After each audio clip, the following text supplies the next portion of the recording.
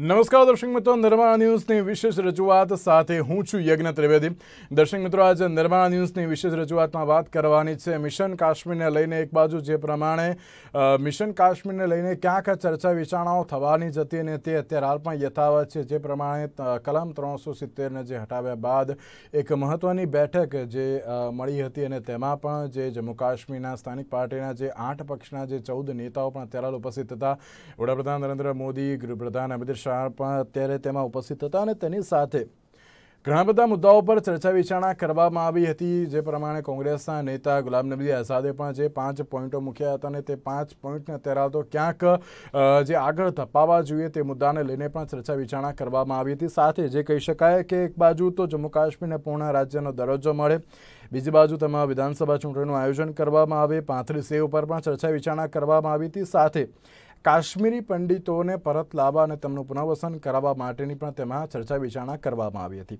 અને જે પ્રમાણે અમારી જમીન અને અમારી રોજગારીની ગેરંટી કેન્દ્ર સરકાર આપે તેવી પણ તેમના દ્વારા માંગ કરવામાં આવી હતી। અને જે 5મી ઓગસ્ટે જે રાજ્યના 2 ભાગ કરવામાં આવ્યા હતા તેનો ક્યાંક વિરોધ પણ વ્યક્ત કરવામાં આવ્યો હતો। ચોક્કસ એક બાજુ જે પ્રમાણે મહેબૂબા મુફ્તી પણ આ બેઠકમાં હાજર રહ્યા હતા અને મહેબૂબા મુફ્તીનો પણ ક્યાંક જમ્મુ કાશ્મીરનો વિરોધ થયો હતો। અને તેની સાથે જ્યારે આ પૂર્ણ રાજ્યના દરજ્જાની વાત કરવામાં આવતી હોય છે, વિધાનસભાના ચૂંટણીની વાત કરવામાં આવતી હોય છે, તે કેટલી યોગ્ય અને જ્યારે આ બેઠક મળી હતી જમ્મુ કાશ્મીરના મુદ્દે, મિશન કાશ્મીરના મુદ્દે, અને આ મિશન કાશ્મીરમાં કોંગ્રેસની અત્યારે હાલ તો કેવા પ્રકારની ભૂમિકા રહેશે તે પણ એક સવાલ છે। કારણ કે 2 દિવસ પહેલાંની વાત કરીએ તો જે પ્રમાણે 2 દિવસ તો નહીં પરંતુ જે થોડાક દિવસ પહેલાં દિગ્વિજયસિંહ દ્વારા પણ એક મહત્વનું નિવેદન આપવામાં આવ્યું હતું કે જો અમારી સરકાર આવી તો 370 અમે પરત લાવી દઈશું, પરંતુ ત્યારબાદ તેમણે ફેરવી તોડ્યું હતું। એટલે કે કોંગ્રેસની કેવા પ્રકારની જે ભૂમિકા રહેશે તેને લઈને પણ સવાલ યથાવત છે। જ્યારે સીમાંકનની વાતો થઈ રહી છે, સીમાંકનનો ઉદ્દેશ કયો છે, ફાયદો કયો છે, તેનાથી કયા સ્થાનીય પાર્ટીને ફાયદો થશે। સ્થાનિક સ્વરાજની જે ચૂંટણી તો યોજવામાં આવી હતી જમ્મુ કાશ્મીરમાં, પરંતુ તેમાં પણ ભારતીય જનતા પાર્ટીને ખાસ કોઈ ફાયદો થયો ન હતો। અને જે વિધાનસભાની ચૂંટણી યોજવામાં આવશે તો કયા પ્રકારનો ફાયદો થશે તે પણ એક સવાલ યથાવત છે। આ દરેક મુદ્દાઓ પર આપણે ચર્ચા વિચારણા કરીશું। આ દરેક મુદ્દાઓ પર ચર્ચા વિચારણા કરવા માટે અમારી સાથે જોડી ગયા છે હर्षवर्धन पांडे के जो वरिष्ठ पत्रकार और राजनीतिक विश्लेषक है। जी हर्षवर्धन जी, सबसे पहला तो आपका स्वागत है। અને તેમની સાથે ડૉક્ટર પ્રદીપ મલિક કે જેઓ વરિષ્ઠ પત્રકાર અને સાથે રાજકીય વિશ્લેષક છે, અને દિલીપભાઈ ગોહિલ કે જેઓ રાજકીય વિશ્લેષક અને વરિષ્ઠ पत्रकार છે। जी, आप ત્રણों सौ देवला तो स्वागत है। हर्षवर्धन जी, सबसे पहला सवाल आपको, मिशन कश्मीर को लेके जो पीएम की बैठक हुई थी और उसमें भी सबसे पहली जो चर्चा विचारना हुई थी कि उनको जो विधानसभा चुनाव करना ज़रूरी है, और उससे पहले भी अगर हम दिल्ली की बात करें तो दिल्ली और दिल की दूरी वो ख़त्म होनी चाहिए, वो भी बहुत ज़रूरी है, ऐसा भी उन्होंने अपने स्टेटमेंट में कहा था। और जिस तरीके से लोकतांत्रिक प्रक्रिया चल रही है जम्मू कश्मीर में, उसको बहुत ज़्यादा मजबूत बनाने के लिए ये विधानसभा के चुनाव होने चाहिए, वो भी बात की थी। आप कैसे देख रहे हैं इसको? यज्ञ जी, जो आपने कहा बात सही है। दिल्ली और दिल की दूरी जो है वो कम होनी चाहिए। असल में सियासत हमारी चीज ही कुछ इस तरह की है। सियासत समझने नहीं देती सच्चाई, कभी चेहरा नहीं मिलता, कभी दर्पण नहीं मिलता। जम्मू कश्मीर को अगर इस मसले पर हम देखें इसके अक्स में, तो लगता यही है कि राजनीतिक मतभेद बेशक हो सकते हैं विभिन्न पार्टियों के बीच, लेकिन जो कहीं ना कहीं जो है जम्मू कश्मीर के आवाम को फायदा हो, इस बात की कोशिश जो है प्रधानमंत्री मोदी की सरकार द्वारा यहाँ पर करने की कोशिश आज की गई है।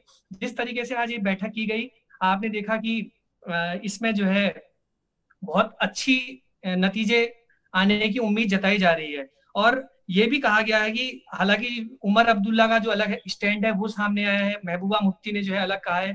उनने कहा कि हम यूनियन टेरिटरी को ये पसंद नहीं करते हैं।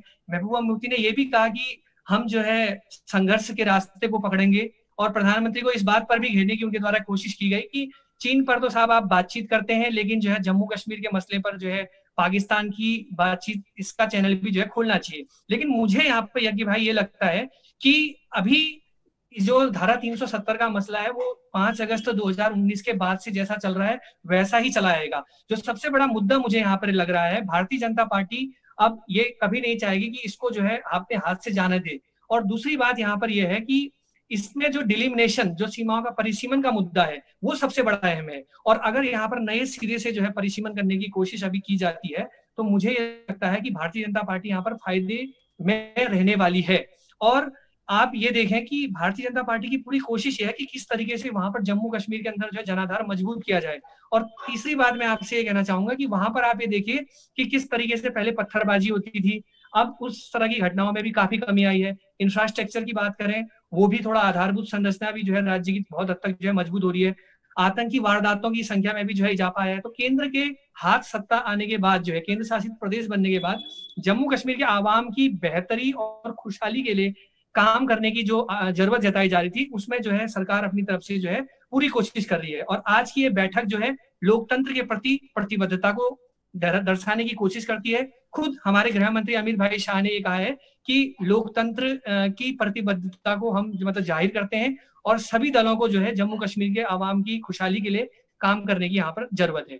हर्षवर्धन, जिस तरीके से आपने बताया कि जनाधार बढ़ाया जाए, उसके ऊपर अभी तो चर्चा विचारणा हो रही है, मगर जब स्थानीय चुनाव हुए थे जम्मू कश्मीर के, वहाँ पे बीजेपी को बहुत ज़्यादा फायदा नहीं हुआ था। तो क्या अब ये विधानसभा की जो चुनाव होगी, क्या उसमें कोई फायदा हो सकता है उसको? देखिए यज्ञ भाई, आजकल आप ये देखें कि जो हमारा नया ट्रेंड आया है राजनीति का, वो अलग है। जो हमारे नगर पालिकाओं नगर निगमों के चुनाव होते हैं उसमें मतदाता का रुझान जो है वो थोड़ा अलग हो जाता है। फिर विधानसभा के चुनावों की बात करें तो वहां पर वोटर का मिजाज कुछ अलग हो जाता है। अभी केंद्र के चुनाव हो तो संसद के चुनाव में आप देखिए कि वो अलग था। तो वोटर के उसको परिभाषित कर पाना बड़ा मुश्किल है कि वो किस करवट जो है ऊंट बैठेगा। लेकिन फिर भी मतलब भारतीय जनता पार्टी जो है लद्दाख वगैरह में जो है वहां पर उसका काफी अच्छा जनाधार है, आपने देखा है। और पहले भी मतलब ये देखने में आया कि काफी संगठन के स्तर पर भारतीय जनता पार्टी यहाँ पर जो है मजबूत ताकत बन के उभरी है। इस बात की संभावना से हम इनकार नहीं कर सकते हैं। तो ये सब देखते हुए लग रहा है कि बीजेपी का अपना पूरा कैलकुलेशन है और चुनाव भी होगा। लेकिन जहां तक पाकिस्तान से बातचीत की बात है तो भारतीय जनता पार्टी कभी नहीं चाहेगी। और दूसरी बात मैं यहाँ पर ये जोड़ना चाहूंगा, जो हुर्रियत के नेता हैं उनके साथ भी शायद कोई बातचीत का स्टैंड भारतीय जनता पार्टी की केंद्र की मोदी सरकार अभी खोलने वाले के मूड में फिलहाल तो दिखाई नहीं देती है। और 370 का दर्जा भी वैसा जस का तस जो है वैसा ही रहेगा। हाँ, मध्य यहाँ पर चुनाव की जहां तक बात है तो चुनाव तभी हो पाएंगे जब परिसीमन होगा। और उसके बाद इतना भी तय है कि आबादी के हिसाब से अगर ये परिसीमन होता है डिलिमिनेशन, तो उसमें सीटों की संख्या में जो है इजाफा होना तय है। जी बिल्कुल। उसके बाद ही जो है चुनाव हो पाएगा वहां पे। બિલકુલ દિલીપભાઈ, આપ કઈ રીતે જોઈ રહ્યા છો? કારણ કે એક બાજુ જે રીતે પૂર્ણ રાજ્યનો જે દરજ્જો આપવાની વાતો કરવામાં આવી રહી છે, એટલે કે સીમાંકન થશે, પરંતુ આ સીમાંકનનો ઉદ્દેશ શું, તેનાથી ફાયદો શું થશે, અને ત્રીજી વાત, કઈ પાર્ટીને ફાયદો થશે? સ્થાનિય પાર્ટીને ફાયદો થશે કે પછી ભારતીય જનતા પાર્ટીને ફાયદો થશે? ભાજપને તો ફાયદો આખા દેશમાં થઈ ગયો, એટલે કાશ્મીરમાં ભાજપને ફાયદો નથી જોતો. ભાજપને કાશ્મીરનો મુદ્દો ઉછાળીને આખા દેશમાં ફાયદો લેવાનો છે, એને ફાયદો એને થઈ ગયો છે. એટલે એને બહુ ચિંતા પણ નથી કાશ્મીરમાં કે એને ફાયદો થાય કે ન થાય, મુદ્દો એ છે પણ નહીં. પણ મહત્વની વાત એ છે, તમે જે કર્યું એને કારણે જમ્મુમાંથી એક અલગ પ્રકારનો અવાજ પણ ઉઠ્યો છે. એ લોકોને એવું કેવું છે કે વસ્તીને આધારે 2011ની વસ્તીને આધારે તમે સીમાંકન કરશો તો અમને ઉલટાનું નુકસાન થશે, કારણ કે વસ્તી વધારો ખીણમાં વધારે થયો છે, કાશ્મીર ખીણમાં. એટલે કે એ મુદ્દો આવીને ઉભો છે. બીજું સમસ્યા ઉભી થઈ કે 7 બેઠકો વધારવાની વાત ઓલરેડી કરી ચૂકી છે. આપણે ગુજરાતના લોકોને યાદ છે કે આપણે સીમાંકન થયું એમાં બેઠકોનો આકાર અને પ્રકાર અને સ્વરૂપ બદલાયા. સંખ્યા આપણી 182 રહી. બીજા રાજ્યોમાં પણ સંખ્યા સરખી રખાય છે, કારણ કે સંખ્યા જે વધારવાનો નિર્ણય લેવાનો છે 2026માં લેવાનો છે, એ પછી બેઠકોની સંખ્યા વધશે. આસામમાં અને એકાદ બીજા 2 રાજ્યમાં ઈશાન ભારતમાં પણ આ કરવાનું હતું, પરંતુ ત્યાં અટક્યું છે. કાશ્મીરમાં બેઠકોની સંખ્યા વધારવામાં આવી રહી છે. એને કારણે જે પક્ષોને નુકસાન થાય એમ છે, લોકો વિરોધ કરી રહ્યા છે કે તમે સીમાંકન પછી કરો, પહેલા ચૂંટણી કરો. એ સીમાંકનનો પણ વિરોધ કરી રહ્યા છે. આજની બેઠકનો મુખ્ય એજન્ડા એ જ હતો કે સીમાંકન માટે તૈયાર થાવ. સીમાંકન માટે તૈયાર એ અર્થમાં થયા છે કે સીમાંકન માટેનું જે કમિશન છે, જે પંચ બેસાડ્યું છે, એની પ્રક્રિયામાં ભાગ લઈશું ખરા, પરંતુ સીમાંકન માટે તૈયાર થઈશું એવી ખાતરી કોઈ પણ પક્ષે આપી નથી. એટલે આજની બેઠકમાંથી કોઈ નિષ્કર્ષ નથી નીકળ્યો, કોઈ પરિણામ નથી આવ્યું, પણ એક સારો માહોલ ઉભો થયો છે કે કમસે કમ કાશ્મીરમાં વાતચીત થઈ શકે છે. અને જે લોકોને તમે દેશદ્રોહી કહેતા હતા, પાકિસ્તાની તરફી કહેતા હતા, જેને કારણે કાશ્મીરમાં મુશ્કેલીનો મૂળ આ પક્ષો પાસે છે, એની સાથે પણ તમે વાતચીત કરી.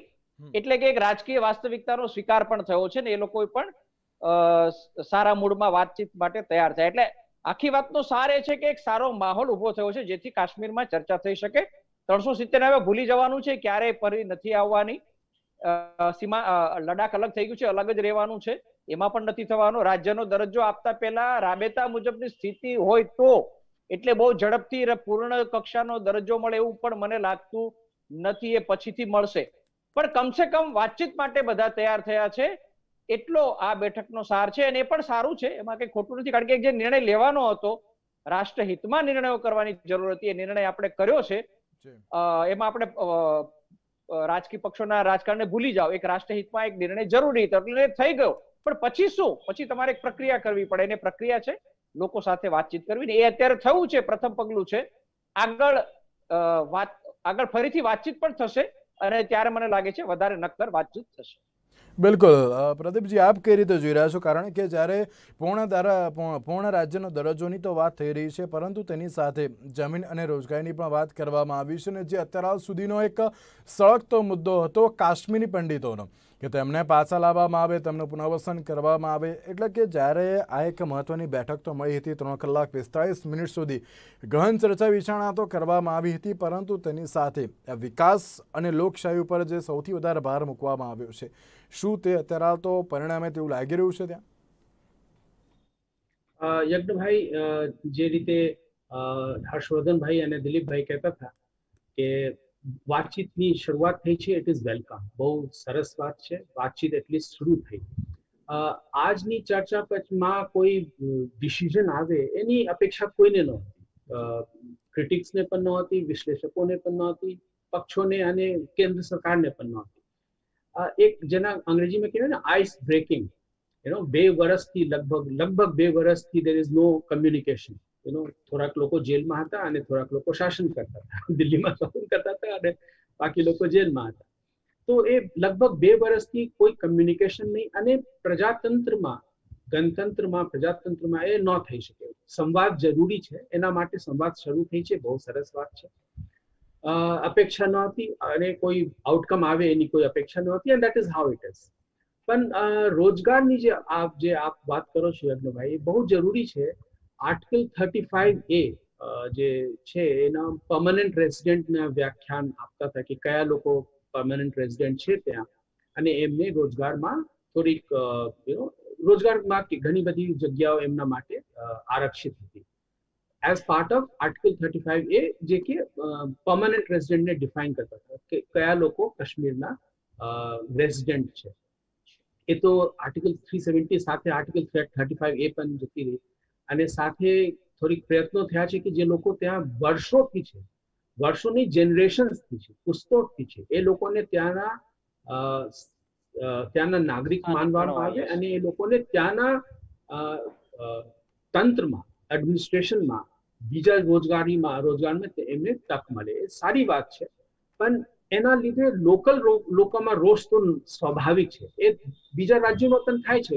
તમને અમે અવારનવાર સાંભળતા રહીએ છીએ કે મધ્યપ્રદેશે અથવા તો કોઈ બીજા રાજ્ય પોતાના લોકો માટે સન ઓફ ધ સોઇલ, જેને કહેવાય, સન ઓફ ધ સોઇલ માટે થોડીક સીટ આરક્ષિત કરી દે છે, અને એ લોકો ચેલેન્જ કરે છે કોન્સ્ટિટ્યુશનના આધારે કે કઈ રીતે તમે કહી શકો, કેમ કે ભારતનું સંવિધાન દરેક લોકોને, દરેક નાગરિકને દરેક રાજ્યમાં રોજગાર અને ભ્રમણ કરવાના અધિકાર આપે છે.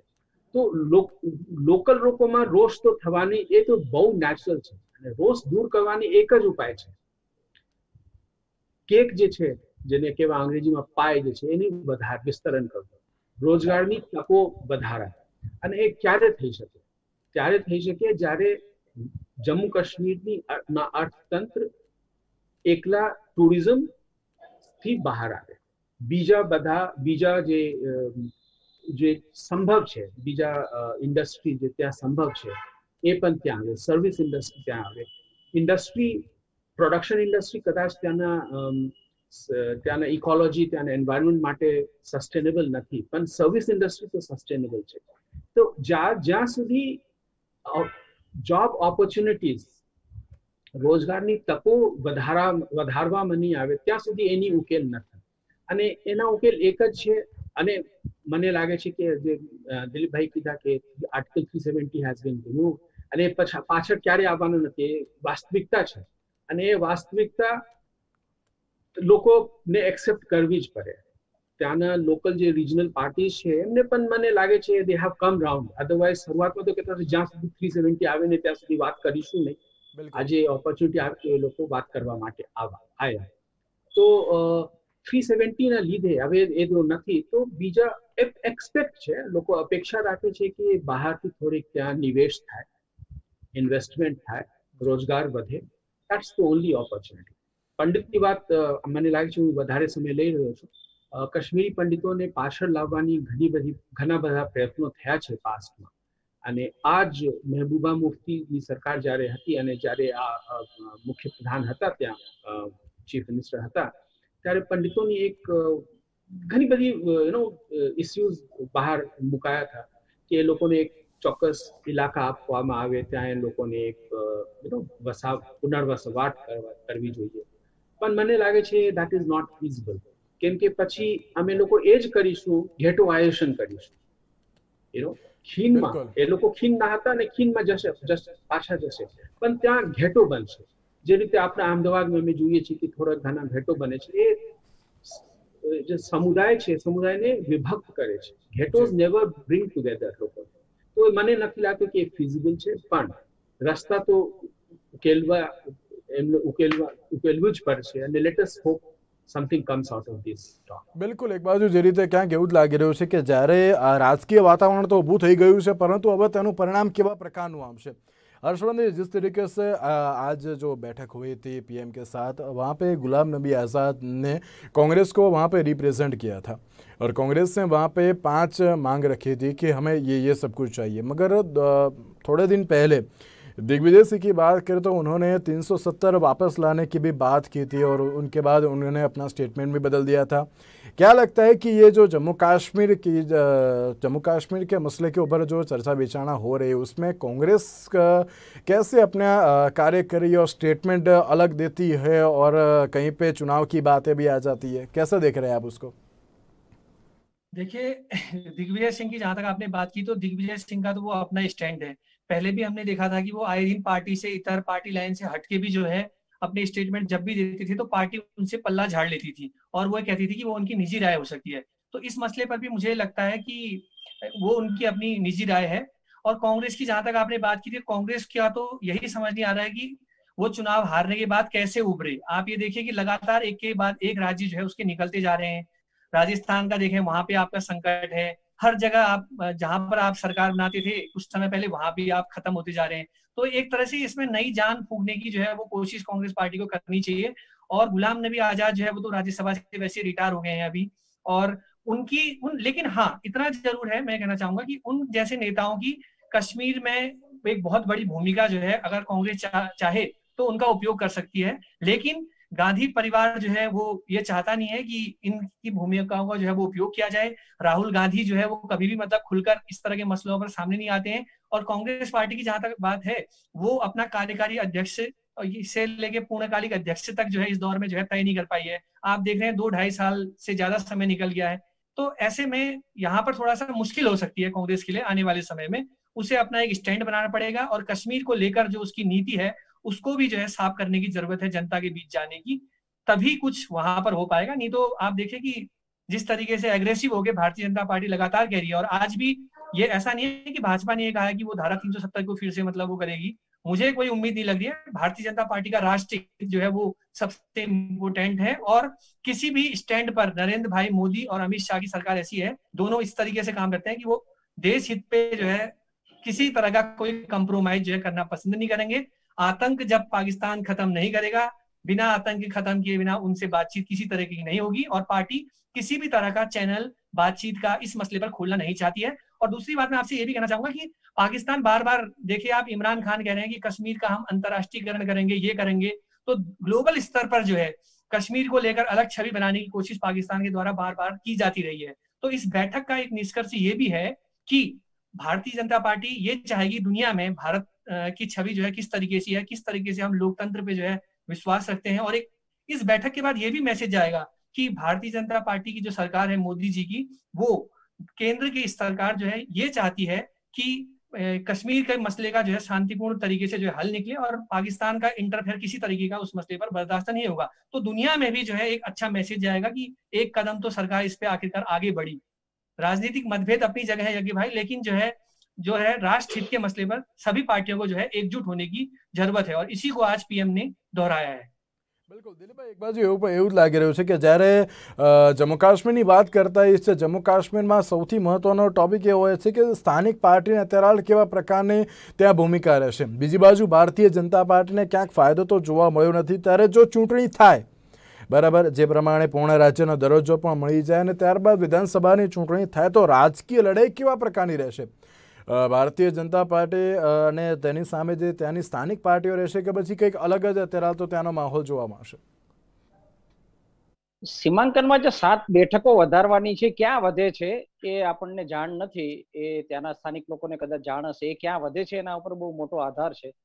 વસ્તીને 2011 ની વસ્તીને ધ્યાનમાં ન લે અને જમ્મુ કાશ્મીરમાં બેઠકો વધારે તો ભાજપને ફાયદો થાય, કારણ કે લાસ્ટ ટાઈમ ભાજપને ખાસી બેઠકો મળી હતી। ભાજપની ગણતરી એવી હતી કે મેક્સિમમ બેઠકો જમ્મુ વિસ્તારમાંથી જીતવી, 4 બેઠકો લદ્દાખની પણ મળી હતી અને કાશ્મીર ખીણમાં સજ્જાદ લોન જેવા કોઈક સાથીઓ શોધવા કે જેની થોડીક બેઠકો મળે અથવા તો 2-5 સારા એવા અપક્ષ હોય કે જે મુખ્ય પક્ષોમાંથી નારાજ થઈને લડી રહ્યા હોય, એને પાછળથી ટેકો આપવો અને એ જીતી જાય તો એમના સમર્થનથી સરકાર બનાવી। એક આ એક ગણતરી હતી, એ પાર નથી પડી કારણ કે આંકડો બેસાડવો થોડો મુશ્કેલ છે। એટલે સીમાંકન એટલા માટે વધારે અગત્યનું બની ગયું છે કે જો જમ્મુ વિસ્તારમાં બેઠકો વધે તો ભાજપની બેઠકો ત્યાં વધી શકે છે। એટલે એક એને આધારે નક્કી થશે કોણ થાય છે। બીજું, આજે સરકારે જ બોલાવ્યા, પીડીપી ને પણ બોલાવ્યા છે, લોન ને પણ બોલાવ્યા છે, પીપલ્સ કોન્ફરન્સ ને પણ બોલાવી છે, અપની પાર્ટીને પણ બોલાવી છે, નેશનલ કોંગ્રેસ તમે અને સીપીઆઈ નો એ જે એકમાત્ર છે એ પણ ત્યાં આવ્યા હતા। એનો મતલબ કે એ રાજકીય વાસ્તવિકતાનો સ્વીકાર થયો છે કે આ પક્ષને તાત્કાલિક નહીં હરાવી શકાય, એટલે એની ભૂમિકા તો રહેવાની જ છે। એ લોકો અંદરો અંદર પણ લડી રહ્યા હતા પરંતુ આ કલમ હટાવ્યા પછી ભેગા થઈ ગયા છે, એટલે ઉલટાનું જોખમ ત્યાં વધ્યું છે। એવું બની શકે કે જે રીતે રાષ્ટ્રીય કક્ષાએ બીજેપી નો સામનો કરવા માટે બધા વિપક્ષ એક થઈ રહ્યા છે, એ રીતે કમસે કમ હવે જયારે ચૂંટણી થાય ત્યારે બીજેપી તો ન જ જીતે, એટલા માટે આ બધા પક્ષો પોતાની દુશ્મનાવટ ભૂલીને ભેગા થશે એની શક્યતા નકારી કઢાય નહીં। અને બીજું, આ સદીઓથી એટલે દાયકાઓથી 2-3 પેઢીથી આ પરિવારોનું ત્યાં રાજકારણ ચાલે છે ને આપણે બાકીના રાજ્યોમાં બી જોયું છે કે આ કૌટુંબિક પરિવારોની જે પાર્ટી હોય છે મજબૂત તો હોય જ છે, એને હરાવવી મુશ્કેલ હોય છે। બીજેપી પણ એવી પ્રાદેશિક પક્ષને નથી હરાવી શકતી। આપણે એની ટીકા કરીએ વ્યાજબી રીતે કે કુટુંબથી ચાલે છે, જ્ઞાતિથી ચાલે છે, પણ એ છે તો ખરી। એટલે નવી લીડરશિપ ઊભી કરવી કે નવી પાર્ટી ઊભી કરવી એ ત્યાં મુશ્કેલ છે। આપણે એવું માનીએ છીએ અને કાશ્મીરના લોકો સાથે વાત કરો ત્યારે ખબર પણ પડે છે કે ત્યાંના કાશ્મીર ખીણના મુસ્લિમો પણ જે આમ આદમી છે એ લોકો આ બધી માથાકૂટમાંથી બહાર આવીને શાંતિથી ભારત સાથે મળીને રહેવા માંગે છે, પણ એને ત્યાં ખતરો છે, ત્રાસવાદનો અને ઉદ્દામવાદનો ખતરો છે, ખતરાથી એમને બચાવવા પડે તો એ હિંમતથી આગળ આવે। આ જે તત્વો છે પીડીપી જેવા કે જે ત્રાસવાદને ઉત્તેજન આપતા હોય છે અથવા એને સમર્થન આપતા હોય છે, જ્યાં સુધી એનું મહત્વ ઓછું ન થાય ત્યાં સુધી બીજા પક્ષો આગળ ન આવી શકે, એટલે ત્યાં સુધી વેઇટ કરવું પડશે। સીમાંકનમાં કોની બેઠકો વધે છે અને આ બધા પક્ષો જે અત્યારે ભેગા થયા છે એ ચૂંટણી સુધી ભેગા રહે છે કે કેમ, એને આધારે ચૂંટણીનું પરિણામ આવશે। બિલકુલ, સવાલ એ જ હોય છે કે જ્યારે ચૂંટણી આવશે ત્યાં સુધી આ દરેક પક્ષ એકતાર તો ભેગા રહેશે કે નહીં, તે સૌથી મોટો સવાલ હોય છે। તેની સાથે પ્રદીપજી, છેલ્લો પ્રશ્ન આપણે પૂછવા માંગીશ કે એક બાજુ જ્યારે આ બેઠક મળવા ગઈ અને એની પહેલાં 6 મહિના પહેલાં જે ગુપકાર બેઠક એક મળવા પામી હતી, મહેબૂબા મુફ્તી, ઉમર અબ્દુલ્લા, ફારૂક અબ્દુલ્લા, એ દરેક લોકોએ એક બેઠક મળી હતી ને તેમાં પણ 370ને પાછળ લાવવા માટે ઘણી બધી ચર્ચા વિચારણાઓ તેમાં કરવામાં આવી હતી। અને બીજી બાજુ આ જે કાશ્મીરના મુદ્દે વડાપ્રધાન નરેન્દ્ર મોદીએ બેઠક બોલાવી હતી, તેમાં પણ ક્યાંક ચર્ચા વિચારણા તો થઈ। 35 એને લઈને ઘણી બધી ચર્ચા વિચારણાઓ જોવા મળી હતી, 370ને લઈને ક્યાંક નથી જોવા મળી, પરંતુ શું લાગી રહ્યું છે કે તેનું પરિણામ હવે કેવા પ્રકારનું આવશે અત્યારે હાલ જે આ મિશન કાશ્મીરને લઈને જે ચર્ચા વિચારણાઓ થઈ રહી છે તેને? પરિણામ તો બહુ ઇટ્સ અ લોંગ ડિસ્ટન્સ, લાંબુ બહુ સમય લાગશે, કેમ કે જે અવિશ્વાસની જે ધારણા છે એ ખતમ કરતા બહુ સમય લાગશે। જુઓ, તમે જેમ તમે કીધા કે અલગાવવાદને મહેબૂબા મુફ્તી અને પીડીપી અવારનવાર ટેકા આપી દેતા હતા, ઇનડિરેક્ટ ટેકા, પાછળથી ટેકા આપી દેતા, પણ નેશનલ કોન્ફરન્સ ફારૂક અબ્દુલ્લા અને આખા અબ્દુલ્લા પરિવારની વાત કરો તો they have always been pro India. એ લોકો they have always supported India and ભારતની જે હિત છે એના સપોર્ટ કર્યા છે. તો પણ જ્યારે આફ્ટર 370 અનુચ્છેદ 370 હટાયા પછી એ લોકોને પણ પૂરી દીધા. પાર્લામેન્ટમાં સ્ટેટમેન્ટ કર્યા કે ફારૂક અબ્દુલ્લા નજરબંધ નથી. પાર્લામેન્ટમાં સ્ટેટમેન્ટ થઈ, પણ હકીકત એ છે કે એ નજરબંધ હતા અને પછી તો જાહેર થઈ ગયા કે એ પણ જેલમાં છે.